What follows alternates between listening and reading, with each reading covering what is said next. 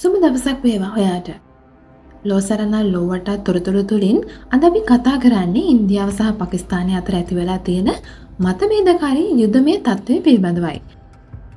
Video එකට යන්න කලින් අපි channel එක subscribe කරලම යමු වීඩියෝ එකට. ඉන්දියාවට අයත් දකුණු කාශ්මීරයේ පෙහෙල්ගාම් ප්‍රදේශයේ සංචාරකයන් ඉලක්ක කරගනිමින් එල්ල වුණු ත්‍රස්ත ප්‍රහාරයෙන් පසුවත් ඉන්දියාවත් පාකිස්තානයත් මේ වන විට සිටින්නේ කෙහෙවල්ලු පටලගෙනයි. එම ප්‍රහාරය එල්ල කරේ පාකිස්තාන රජයත් එරට IS බුද්ධ්‍යංශයේත් සහාය ලබන ඉස්ලාමීය බෙදුම්වාදී ත්‍රස්තවාදයන්යයි ඉන්දියාව චෝදනා කරනවා. ප්‍රහාරය එල්ල කර ත්‍රස්තවාදීන් සොයා ඔවුන් අවසන් කරන දමන බවට ඉන්දිය අග්‍රාමාත්‍ය නරේන්ද්‍ර මෝදී ප්‍රතිඥා දීලා තියෙනවා. ප්‍රහාරය සම්බන්ධයෙන් ඉන්දිය රජය සහ ආරක්ෂක අංශ පාකිස්තානයට එල්ල කරන චෝදනා පදනම් විරහිත බව පාකිස්තාන අග්‍රාමාත්‍ය ෂෙබාස් ෂරීෆ් පවසලා තියෙනවා. දකුණු කාශ්මීරයේ පෙහෙල්ගාම් ප්‍රදේශයේ සංචාරකයන් ඉලක්ක කරගනිමින් එල්ල වුණු ත්‍රස්ත ප්‍රහාරය පසුපස සිටින අය හින්දරව් කර ගැනීමේ ස්වාධීන ජාත්‍යන්තර පරීක්ෂණයක් පවත්වන්නයි පාකිස්තාන අග්‍රාමාත්‍යවරයා එල්ලීමක් කර ඇත්තේ ඒ සඳහා පාකිස්තානයේ පූර්ව සහාය ලබා දෙන බවද පවසමින්.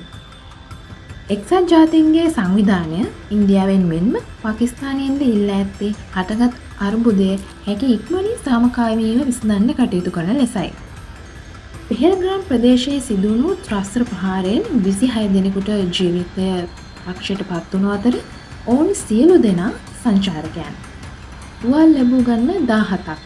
ඝාතනයට ලක්වුණු 26 දෙනාගෙන් 25 දෙනෙකු ඉන්දියානුවන් වන අතර එක් අයෙක් නේපාල සංචාරකයෙක්.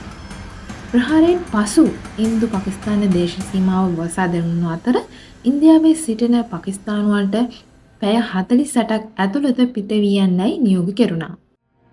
ඉන්දියාවට අයත් ඉන්දු ගංගා සහ එහි අතු ශාඛාවලින් පාකිස්තානයේ මිලියන සංඛ්‍යාත පිරිසකට ජලය සපයමින් 1960 දී අසං තැබුණු ඉන්දු ජල ගිවිසුම අත්හිටුවීමටද ඉන්දිය රජය මේ වන විට පියවර අරන් තියෙනවා.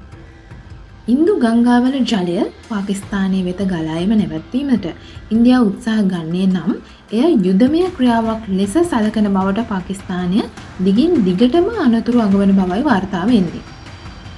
ඉන්දිය රජය පාකිස්තානයේ සිටින ඉන්දීය රාජ්‍ය තාන්ත්‍රිකයන් සහ හමුදා නිලධාරීන් ආපසු ගෙන්වා ගැනීමට කටයුතු කළේ. මේ අනුව ත්‍රස්ත ප්‍රහාරයේ රාජ්‍ය තාන්ත්‍රික අර්බුදයක් තෙක් උඩුදුවන්නට වූ අතර ඉන්දියාව පාකිස්තානයත් අතරින් යුද්ධ බියක් නිර්මාණය කරන්නට විය. ඉන්දු පාකිස්තාන දේශ සීමා සෙබළුන් අතරේ වෙඩිහුළු මාරුවක්ද සිදු වුණා. න්‍යෂ්ටික ශක්තියින් හෙබි ආසියානු රටවල් දෙකක් වන පාකිස්තානය හා ඉන්දියාව එකිනෙකාට එරෙහිව යුද්ධ ප්‍රකාශ කළහොත් එය කලාපීය ආරක්ෂාවටත් ගෝලීය ආරක්ෂාවටත් තර්ජනයක් වනු නිසකයි. රටවල යුද්ධ ශක්තිය පෙන්වන 2025 ගෝලීය යුද්ධ බල දර්ශකයට අනුව යුද්ධ ශක්තියින් අතරින් ලොව සිව්වැනි ස්ථානයේ සිටිනේ ඉන්දියාවයි. පාකිස්තානයේ සිටිනේ 12 වෙනි ස්ථානයේ. හමුදා ශක්තිය අතින් ඉන්දියාව පාකිස්තානයට වඩා ඉදිරියෙන් ඉන්නවා. 2025-26 වසර සඳහා ඉන්දියාවේ ආරක්ෂක අයවැය ඇමරිකානු ඩොලර් බිලියන 79ක් පමණ වෙනවා. මේ පෙර වසරට සාපේක්ෂව 9.5ක ඉහළ යෑමක්. පාකිස්තානීය වෙන් කරන ආරක්ෂක අයවැය ප්‍රමාණය කුඩායි. එය ඇමරිකානු ඩොලර් බිලියන 7.6ක්. ඉන්දියාව සහ පාකිස්තානය සතුව න්‍යෂ්ටික අවි තියෙනවා. ඒ වගේම රටවල් දෙකම බැලස්ටික් දිගු මිසයිල වැඩසටහන් ක්‍රියාවට නංවලත් තියෙනවා. න්‍යෂ්ටික අවි අතින් පාකිස්තානය ඉන්දියාවට වඩා ඉදිරියෙන් ඉන්නවා. ඉන්දියාව සතු න්‍යෂ්ටික අවි ගන්න 160ක්. පාකිස්තානය සතුව න්‍යෂ්ටික අවි ගණන 165ක්. ඉන්දියාව සතු ගුවන් යානා 2102ක්. පාකිස්තානයේ සතුව ඇත්තේ 951ක් පමණයි. ඉන්දිය ගුවන් හමුදාවට අයත් තේජස් වැනි නවීන පන්නේ ප්‍රහාරක යානා ඉන්දියාව විසින් නිපදවන ලද්දක්.